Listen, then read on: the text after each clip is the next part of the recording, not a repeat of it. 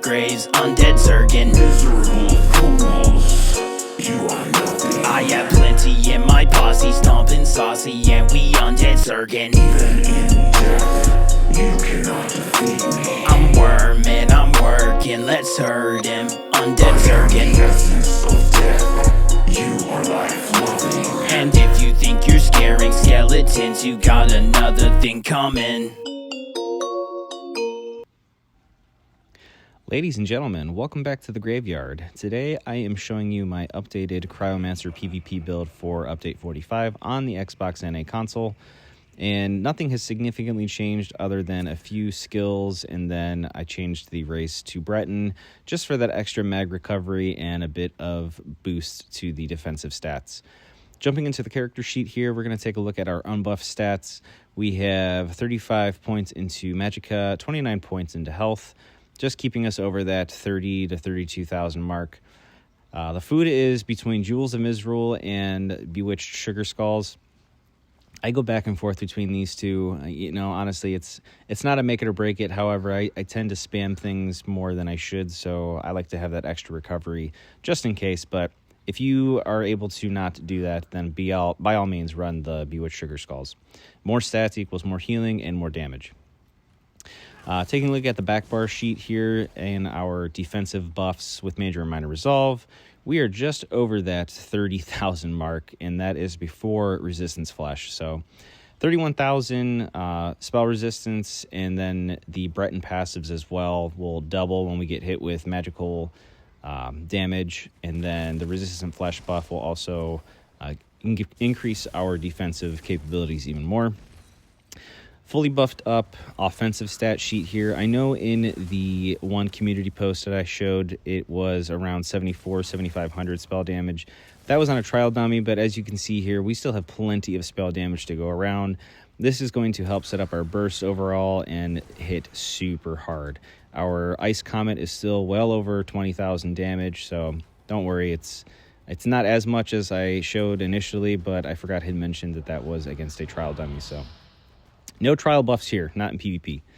Jumping into the the skill sheet here, up first we have Elemental Wall of Frost. This is going to give us a little damage shield, some defensive capabilities, including a damage over time, and then it's also going to inflict the enemy with Minor Breach. Mortal Coil, this is our pseudo spam hots. It's going to give us resources back too. Dazing Soul, this is the new scribing skill that I brought to the toolkit. It's going to be a great spammable for CCing the enemy and then applying Major Breach. And then, of course, Destructive Reach, which is quite powerful, as you can see here, 9,600 damage for a spammable. And that's not necessarily a skill that's supposed to be used as a spammable, but in this build we do. And then, of course, when we have everything buffed up, all of our skills are going to get super hard because of our Master's Perfected Ice Staff. And that's 4-second window is pretty much up 100% of the time because, like I said, it is our spammable. So, we'll let this guy respawn here, and then we'll continue showing the buffs. So once we get this up, you can see our Ice Comet is doing well over 20,000. And, of course, other buffs from group members, too, is going to help just increase your healing and damage overall. Back bar, we're looking at Light's Champion. This is going to give us our Major and Minor Force because we have the Race Against Time for the Minor Force, and then Light's Champion's giving us Major Force.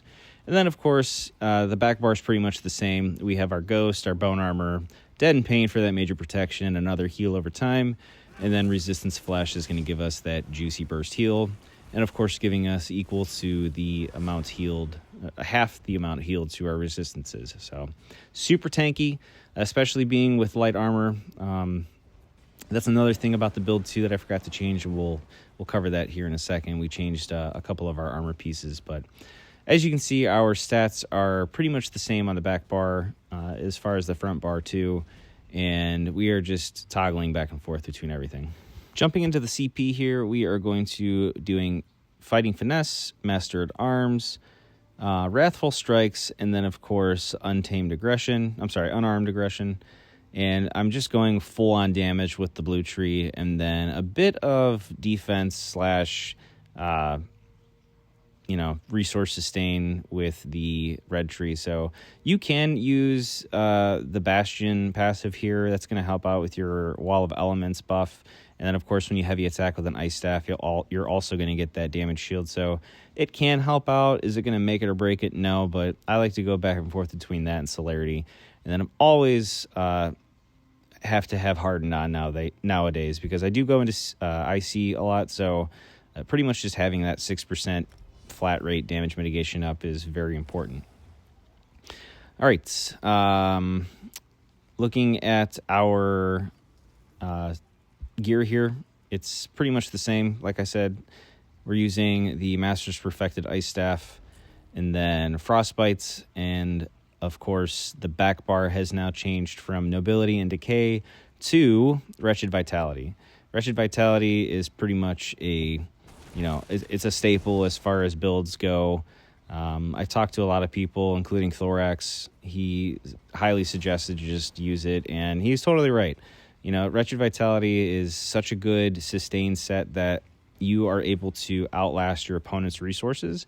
And by doing that, you're able to then flip the script and then go on the offense while they are resource depleted, and then go on the aggressive offense side. Not a tuck, can't forget that. This is the only way to get Major Brittle in the game. Major and Minor Brittle are going to be super effective, especially with the Death Kneel passive Necromancer has. The lower the enemy, the higher the crit chance you have with the number of Gravelord abilities slotted. Not a lot with this build, but we do carry over 2. So Blighted Blast Bones, and then of course the... actually, that's it. I'm sorry, Blighted Blast Bones. So only a 10% increase. But it's not that big of a deal because we still have a high up crit time just with the light armor passives, and then, of course, the Breton passives as well. So this is the combo here. You're going to start off with Blighted Blast Bones, going to hit them with the scribing skill, and it's going to CC them. While they're CC'd, you want to hit them with the Destructive Reach, so then they're also going to be immobilized, kind of like how Dragon Knight will do you.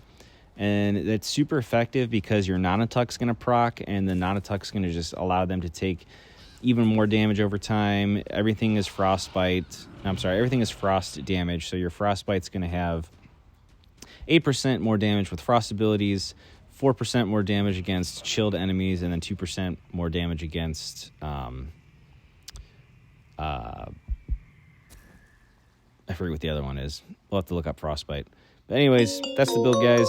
Peace out. Stay frosty. I'll see you in the graveyard.